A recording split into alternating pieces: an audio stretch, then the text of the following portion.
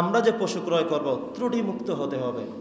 এমন কিছু ত্রুটি আছে যেগুলোর কারণে কোরবানি বাতিল হয়ে যাবে। প্রথম কথা হলো, এমন পশু কিনবেন যেটা শিংগুলো পূর্ণ থাকবে, শিং ভাঙা থাকতে পারবে না। যদি এমন হয় অর্ধেক শিং ভাঙা, অর্ধেকের কম ভাঙা, তাও চলবে, কিন্তু পুরোটাই ভাঙা, বেশিরভাগ ভেঙে গেছে গুতাতে গিয়ে যে কোনো কারণে, এমন শিং ভাঙা দিয়ে কোরবানি দিলে পরিপূর্ণ সওয়াব পাওয়া যাবে না। একটি গরু ল্যাংড়ায় ঘোড়ায় ঠিকমতো হাঁটতে পারে না, চলতে পারে না, এমনটা দিয়ে করা যাবে না। এই ল্যাংড়া গরু দিয়ে যদি আমরা কোরবানি দেই তাহলে কোরবানিটা সহি হবে না, শুদ্ধ হবে না। দুর্বল প্রাণী কিছু আছে, দুর্বল গরু আপনি এখান থেকে নিয়ে বাগানের মধ্যে জবাই দেবেন, এতটুকুনি ৩-৪ জনে ধরে ঠেলতে ঠেলতে নিলেন, এটা কিন্তু হবে না। একদম হৃষ্টপুষ্ট তাজা হতে হবে, শক্তিবর্ধক হতে হবে, শক্তিশালী হতে হবে, দুর্বল হলে চলবে না। কথা কি বোঝেন নাই? অর্থাৎ আপনি এমন একটি পশুকে চয়েস করবেন, যেই প্রাণীটা ভালোবাসেন, যে একটি প্রাণী আমি এমন চয়েস করেছি, আমার চয়েসটা হতে হবে যে আল্লাহ সন্তুষ্ট কিনা, এমন একটা প্রাণী। মসজিদে একটা সিরা টাকা দিলেন, 10 টাকার ট্যাপ লাগানো নোট, জানেন বাজারে চালাইতে কষ্ট হবে, মসজিদে দিয়ে নিজেই চিন্তা করতেছেন সিরা টাকা দিলাম, চলবে কি চলবে না, সব হবে কি হবে না। তার মানে আপনি তো বুঝলেন যে অচল টাকা মসজিদে দিয়ে দিলেন।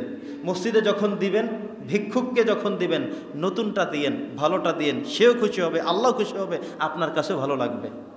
কোরবানির সময়ও ল্যাংরা, চোখে দেখে না, শিং ভাঙা, লেজ কাটা, খোড়ায়, দুর্বল, হাঁটতে পারে না, চলতে পারে না, এগুলো থেকে মুক্ত থেকে একটি ভালো প্রাণী চয়েস করতে হবে, যে প্রাণী আপনার কাছেই ভালো লাগবে, যে আমি একটি উত্তম প্রাণী পছন্দ করেছি।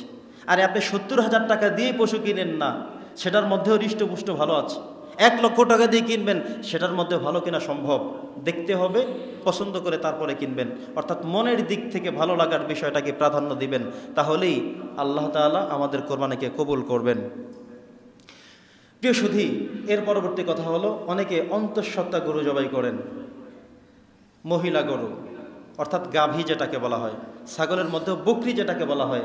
এমন পশু যখন আপনি কোরবানি করতেই চাচ্ছেন বা করবেনই, আপনি নিশ্চিত হতে হবে এটার পেটে কোনো বাচ্চা নাই। এমন গরু কিংবা এমন ছাগল পছন্দ করবেন, মহিলা জাতীয় যেগুলো, এর পেটে বাচ্চা নাই, যিনি বিক্রি করবেন তার থেকে কনফার্ম হবেন, অথবা আপনি লালন পালন করেছেন, আপনি কনফার্ম হয়ে আছেন, এমনটাই করবেন, এর বাহিরে যেন না হয়। পেটের মধ্যে বাচ্চা আছে এমন গরু জবাই করে, এমন ছাগল জবাই করে, এটা ঠিক না। জেনে শুনে এই কাজটা করা অন্যায়। কথা কি বুঝতেছেন? জেনে শুনে করা অন্যায়। কিন্তু যদি এমন হয় অনেক ছাগল একত্রে ছিল, কোন সময় এটা অন্তঃসত্ত্বা হয়ে গেল, অনেকগুলো গরু একত্রে ছিল, আপনার জানার বাহিরে এটার পেটে বাচ্চা চলে আসছে, আপনি জানেন না, এমনটাতে কোনো ক্ষতি হবে না। কিন্তু যিনি ক্রয় করবেন, বিক্রি করবেন, কেউ যেন কোনো মিথ্যার আশ্রয় না নেন। আপনি বিক্রি করার জন্য একটি বাচ্চাকে আত্মহত্যা, বাচ্চাকে মেরে ফেলার ব্যবস্থা করলেন, এটা হতে পারবে না। যদি হয়েই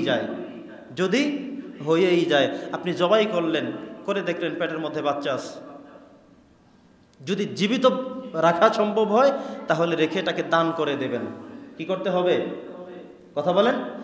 জীবিত যদি থেকে থাকে, বাঁচানো সম্ভব, লালন পালন করা সম্ভব, হৃষ্টপুষ্ট হয়ে গেছে, তাহলে এটাকে রেখে দিবেন এবং সেটাকে আল্লাহর রাস্তায় দান করে দিবেন, এটা আপনার জন্য না।